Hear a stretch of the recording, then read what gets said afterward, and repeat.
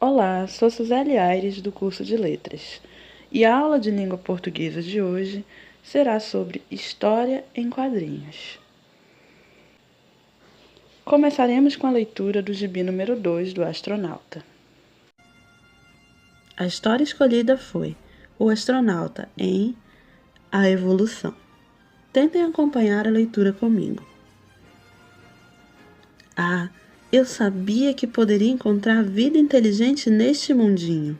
Calma, senhor, não vou lhe fazer mal, sou de paz.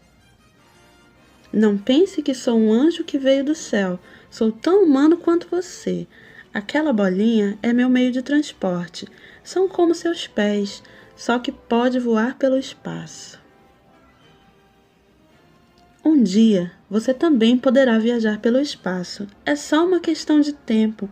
Meu povo passou por muitos estágios de evolução. Sabe como começamos? Vou explicar. No início, éramos tão primitivos que temíamos até atravessar um riacho. Então criamos pontes e conquistamos outras ideias. Daí inventou-se a roda, e com a roda vieram os transportes. A carroça, o automóvel.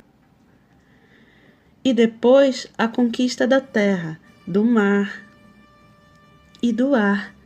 Quando toda a terra estava explorada, o homem partiu para a Lua. Depois Marte e outros planetas do Sistema Solar. E aqui estou eu. Não há nada que você queira me perguntar? Você não deve estar entendendo nada. Desculpe, preciso ir embora. Que ser primitivo, alguns ainda se envaidecem com a evolução material. Quando, na verdade, o objetivo é único, mas os meios são diferentes. O homem só perceberá isso quando parar de olhar à sua volta e olhar para dentro de si. Aí não haverá o que ser conquistado ou explorado, pois seremos parte de tudo.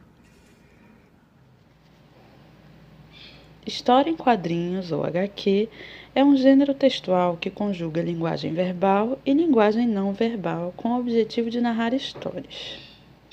As HQs tornaram-se um dos principais tipos de textos lidos no mundo inteiro, nos séculos 20 e 21. Com adaptações para o cinema, diversas narrativas que originalmente eram HQs ganharam popularidade mundial, como é o caso da Marvel e da DC. As HQs são narrativas gráficas que possuem elementos básicos de narrativas, tais como personagens, enredo, lugar, tempo e desfecho. Elas possuem balões de variados tipos e formas que mostram os diálogos dos personagens ou suas ideias, mas também podem vir sem balões de fala. Sua estrutura é composta por quadros, que constroem uma sequência de imagens montando uma cena.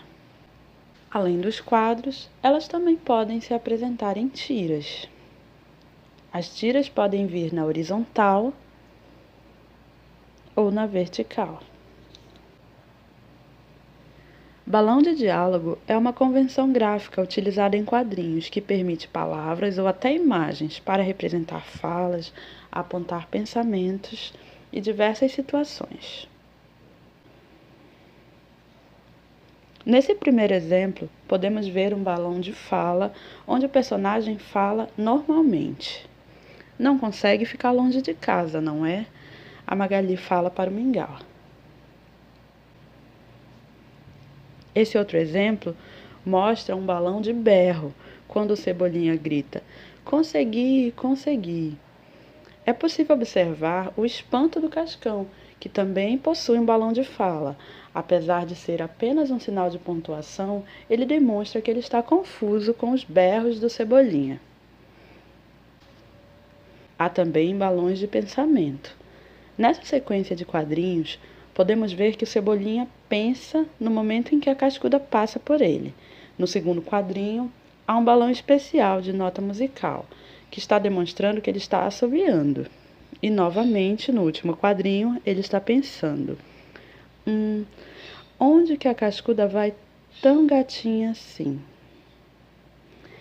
Ah, foi se encontrar com o Cascão. Aqui nós também podemos observar 2 tipos de balões especiais. O balão de música, onde é possível perceber que a música vem de personagens que não estão aparecendo no quadrinho. E no outro momento, do último quadrinho, as imagens estão no pensamento da Magali. Magali brinca com a gente. Ah, não tô com vontade. 1, 2, feijão com arroz. 3, 4, macarrão no prato. Pensando bem, agora eu quero. Aqui nós podemos ver um balão pontilhado, que imite a ideia de sussurro, ou seja, de cochicho. Na cena, a Tina está cochichando com a Pipa para que o rapaz não escute. Psss, Pipa, agora convida a gente para ir para sua casa. Anda. Hã? Por ser um cochicho, a Pipa não escutou.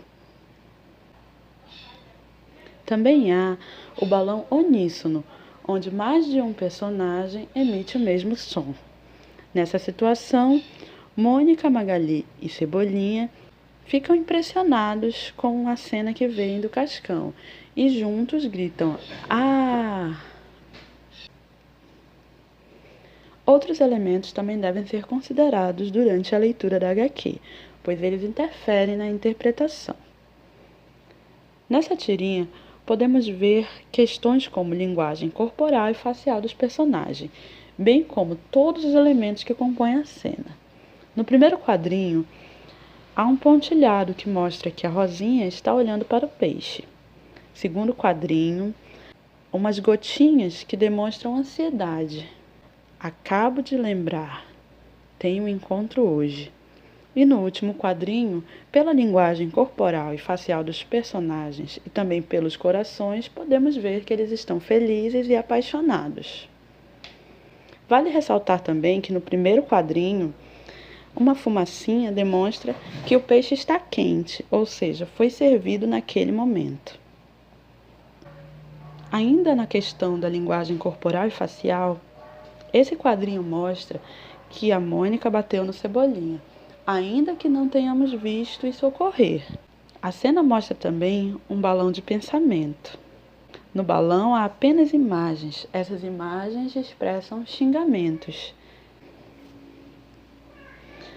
Há também as onomatopeias. Nessa cena em que a Mônica está batendo no Cebolinha do Cascão, além do ai e au dos meninos e da admiração da Magali, que diz oh, a Mônica diz tomem, mas também podemos observar o barulho das pancadas por meio das onomatopeias. Pof, tum. Que vergonha! Parem já com isso, senão mando todos para a diretoria e... As reticências demonstram que a Magali não terminou a fala. Aqui há um outro exemplo de onomatopeia. Onomatopeias são figuras de linguagens capazes de emitir sons, e nesse quadrinho, apenas o som da pancada demonstrou que a Mônica estava batendo no Cebolinha. No primeiro quadro, podemos ver que ela está chateada.